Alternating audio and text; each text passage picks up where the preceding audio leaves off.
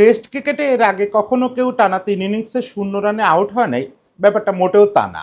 আমি রেকর্ড দেখে বসি নাই, তবে আমার ধারণা বাংলাদেশেও দু একজন ব্যাটসম্যান পাওয়া যাবে যারা টানা ৩ ইনিংসে ৪ ইনিংসে ০ মারছেন। এটা পার্ট অফ ক্রিকেট। এতে মহাভারত অশুদ্ধ হয় নাই, পৃথিবী ধ্বংস হয়ে যায় নাই। কিন্তু লিটনের এই যে ৩টা ০ রানে আউট হওয়া, অস্ট্রেলিয়ার বিপক্ষে ৩টে ইনিংস খেললো, ৩টাতেই ০, এটা শুধু ০ রান না। এই জায়গায় তার যে বডি ল্যাঙ্গুয়েজ, তার যে উইথড্রয়াল ভঙ্গি, এটা আমার কাছে খুব দৃষ্টিকটু মনে হয়েছে। পুরো ব্যাটিং লাইন আপ নিয়ে আলাদা করে অনেক বড় সমালোচনা করা যায়, কিন্তু আমি আসলে লিটনের ব্যাপারটা শুধু সমালোচনার জায়গা থেকে দেখতে রাজি না। সমালোচনা তো অবশ্যই করতে রাজি, কিন্তু এটা কার্যকারণ সহ সমালোচনা করতে হবে। আমি তো খুব নিশ্চিত হয়ে বলতে পারবো না, এটা সাইকোলজিস্টরা বলতে পারবেন, বা যারা টিমের সঙ্গে আছেন বা যারা এইসব ঘটনাবলী জানেন তারা বলতে পারবেন যে ঘটনাটা আসলে কি ঘটছে। কেন লিটন কার্যত এই দুটো ম্যাচ খেললেন কিন্তু খেললেন না, এরকম একটা ভঙ্গিতে তিনি মাঠে থাকলেন, এই জিনিসটা কেন হলো? আমি এই জিনিসটা একটু আলোচনা করতে চাই যে ঠিক কী কী দেখে আমার মনে হলো যে লিটন একটা এলিয়েনেশনের মধ্যে ছিলেন। তিনি এই পুরো টিম থেকে এবং পুরো খেলা থেকে এমন ডিটাচড ছিলেন যে তিনি আসলে ব্যাটিং করার কথাই না। এই ক্রাইসিসটা কোত্থেকে আসলো সেই আলোচনাটা করতে চাই, এবং লিটনের এটার আসর আমাদের ব্যাটিংয়ে যে বেশ পড়ছে সেটা একটু আলোচনা করতে চাই। বসুন্ধরা এম ব্লকে ৪ কাঠা জমির উপর নির্মাণাধীন দক্ষিণমুখী ৮তলা আধুনিক ভবন। প্রতিটি ফ্ল্যাট ১৯২০ বর্গফুট। দামে নয়, মানে কিনুন। সিলভার কি রিয়েল এস্টেট লিমিটেড। দেখেন, ধরে ধরে সমালোচনার কথা অনেকে বলতেছেন। আমার ওই তাসকিনকে নিয়ে যে কন্টেন্টটা করছি এর নিচে অনেকেই মন্তব্য করতেছেন, অমুকরে নিয়ে বলতেছেন না কেন, তমুকরে নিয়ে বলতেছেন না কেন। সেকেন্ড ইনিংসে আমাদের যে ব্যাটিং পারফরমেন্স সেটা ধরে বললে আমাকে আসলে 7টা এপিসোড করতে হবে। 7জনই আমাদের যে ব্যাটসম্যান, যদি 7জন ধরি, 7জনেরই সেকেন্ড ইনিংসে যে ব্যাটিং, এটা নিন্দনীয় এবং সমালোচনাযোগ্য। আমি প্রথম ইনিংসের ব্যাটিংটা নিয়ে সমালোচনা করি না। প্রথম ইনিংসটায় ঘটনাটা ছিল, 1 নাম্বার হচ্ছে উইকেট। উইকেট প্রথম ইনিংসে যে আচরণ করছে, যেটাকে পারফেক্ট মাইনফিল্ড বলে, মানে অস্ট্রেলিয়ান যে মরণ ফাঁদ, সেরকম উইকেট ছিল। যদিও অনেকে বলতেছেন যে এই উইকেটের জন্য কেন অস্ট্রেলিয়াকে সমালোচনা করা হবে না, আমাদের এখানে একদিনে 18 উইকেট গেলে তো আমরা ডিমেরিট পয়েন্ট পাইতাম। অনেকে অনেক রকম বলতেছেন, ইনক্লুডিং বাসিত আলী। কিন্তু এটা আসলে বোঝাপড়ার সমস্যা আছে, এটা নিয়ে পরে প্রয়োজনে আলাদা করে কথা বলবো, জিনিসটা লম্বা হয়ে যাবে তা নাহলে। যে ভালো উইকেট কি 18 উইকেট পড়লেই কি সেটা খারাপ উইকেট কি না, এই জিনিসগুলো একটু বোঝা দরকার। স্পিন উইকেটে 18 উইকেট পড়লে আমি সেটার পক্ষে, কিন্তু আমরা যখন 18 উইকেট পাই, একদিনে 18 উইকেট পড়ে আমাদের এখানে, ওটা টার্নার না, ওটা বাজে উইকেট। বাজে উইকেট আর ভালো উইকেটের একটা পার্থক্য থাকতে হয়। ফলে ওই উইকেটটার আমি নিন্দা করতেছি না, প্রথম দিনে যে উইকেটের আচরণ ছিল ওটা অস্ট্রেলিয়া গেলে আপনাকে ফেস করতে হবে, এবং সেই ফেস করতে গিয়ে আপনি 56-57-এ অল আউট হয়ে যাবেন, এটা খুবই স্বাভাবিক। এই গত বছরই যদি আপনি দেখেন, গত বছরই অস্ট্রেলিয়া ইংল্যান্ডকে একবার, আবার ইন্ডিয়াকে বোধহয় তার আগের বছর একবার, মানে এটা অস্ট্রেলিয়া র্যান্ডম করে। ইন্ডিয়াকে তো একবার 36 রানে অল আউট করলো। অস্ট্রেলিয়ায় গিয়ে আপনি একটা পুরো সিরিজ খেলবেন, 1-2বার আপনি 100-র নিচে অল আউট হবেন না, এটা খুব রেয়ার ঘটনা।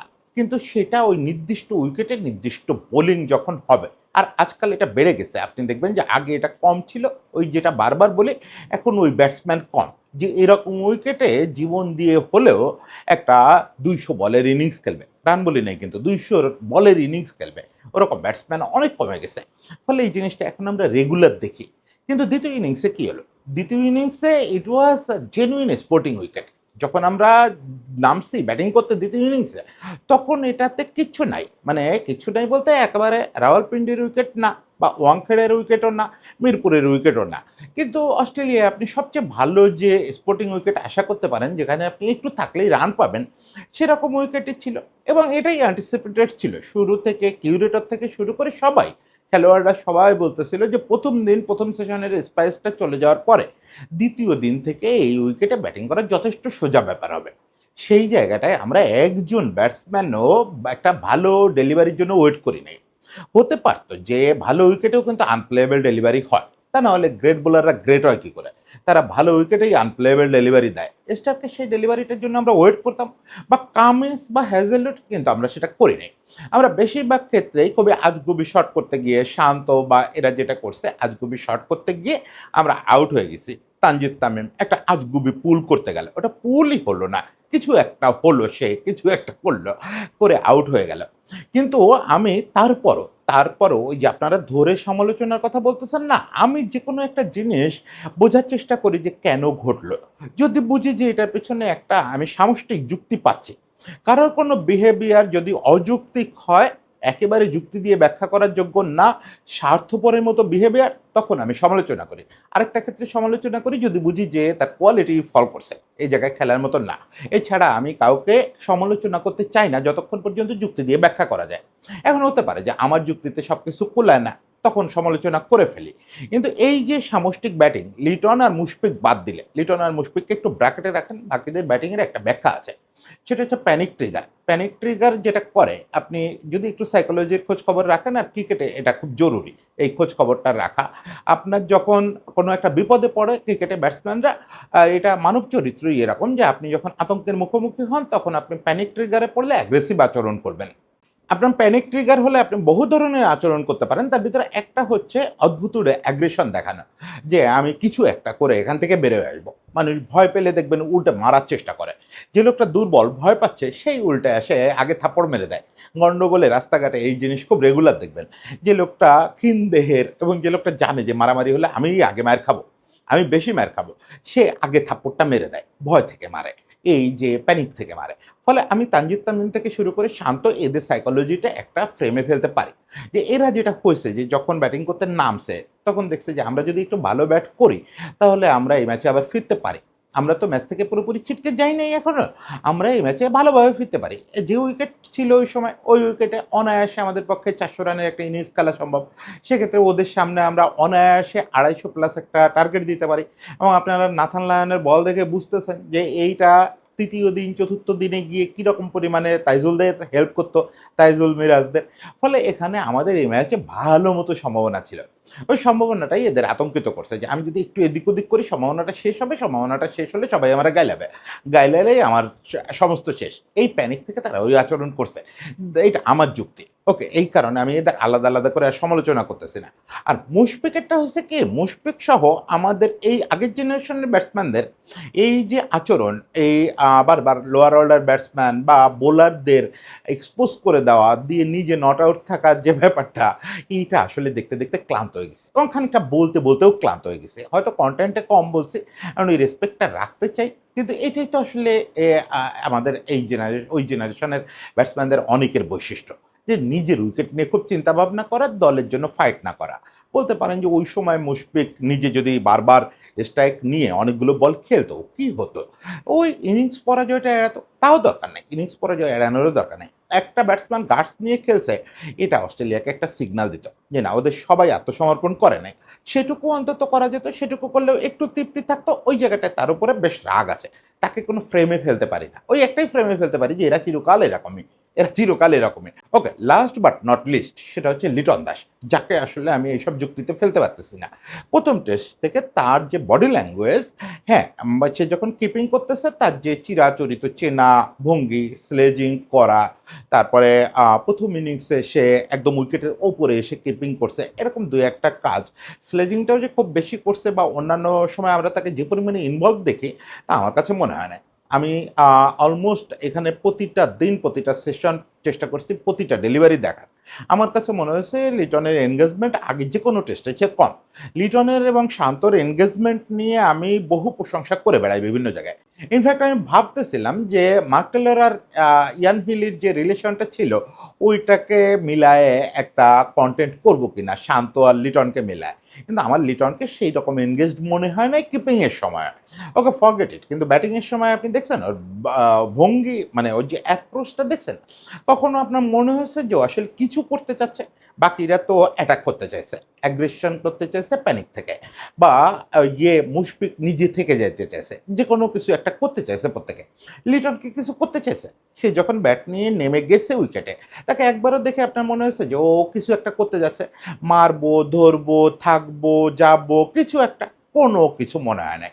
ওকে কেউ একজন ব্যাট দিয়ে বলছে যে যাও মাঠে, যাও মাঠে গিয়ে ব্যাট করো, ও গেছে, গিয়ে ওর যা মনে হয়েছে ও তাই করছে। মানে ওর কোনো মানে টোটালি কোনো এনগেজমেন্ট ছিল না। উইথড্রয়াল বলে, উইথড্রয়াল এটাকে, যে আপনি একদম সাইকোলজিক্যালি উইথড্রয়াল আছেন, আপনি টিমের হয়ে খেলতেছেন কিন্তু খেলতেছেন না, আপনার মন খেলতেছে না, আপনার শরীরও এই কারণে রেসপন্স করতেছে না।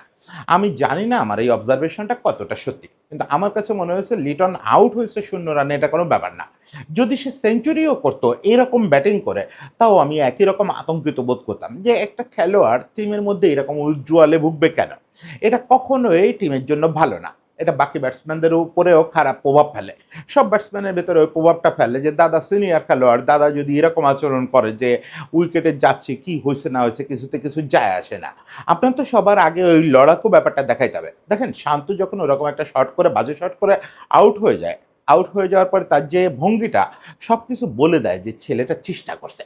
এই যে আমি ওই চেষ্টাটা টের পাই। আমি নিজে ব্যর্থ মানুষ, তো ফলে ব্যর্থতার মধ্যেও একটা কষ্ট লুকানো থাকে, চেষ্টার কষ্ট লুকানো থাকে। এটা এদের প্রত্যেকের ছিল। তামিম বলেন, শান্ত বলেন, সাদমান বলেন, প্রত্যেকের ছিল। লিটনের সেটা ছিল না। কেন ছিল না? লিটন দুদিন আগে পাকিস্তানের বিপক্ষে ২ ম্যাচের সিরিজে প্রায় ৩০০ রান করল না। লিটন গত ২ বছরে বাংলাদেশের সেরা ব্যাটসম্যান না টেস্টে। লিটন তার সামগ্রিক ক্যারিয়ারে ব্যাট করে ৩০-এর কাছাকাছি অ্যাভারেজে। গত ২ বছরে সে প্রায় ৪১ অ্যাভারেজে ব্যাট করতেছে। এই সময়ে সে তার সেরা সময়টা কাটাচ্ছে এই সময়ে। তাহলে সেই লিটন কয়েকদিনের ব্যবধানে কেন এরকম আচরণ করবে? এরকম ব্যাটিং করবে তা আমি বলতেছি না। রান নাই পেতে পারে। একটা ছেলে দুর্দান্ত ফর্মে থাকা অবস্থায় ব্যাট প্যাচে চলে যেতে পারে। ফলে এটা ব্যাট প্যাচ হতেই পারত। বাট ইটস নট ব্যাট প্যাচ। আমি যদি ক্রিকেটের বুঝে থাকি এত বছর ধরে, এটা ব্যাট প্যাচ না। এর পেছনে কারণটা কি সেটা আমি নিশ্চিত টিম ম্যানেজমেন্টের সেকেন্ড থট দিতে হবে। টিম ম্যানেজমেন্টের লিটনের সঙ্গে বসতে হবে এবং টিম ম্যানেজমেন্টেরও ভাবতে হবে যে কোথায় ঝামেলাটা হয়ে গেল। ঝামেলাটা আমি বুঝি কোথায় হয়েছে, আপনারাও বুঝবেন ২-২ ৪ মিলালে।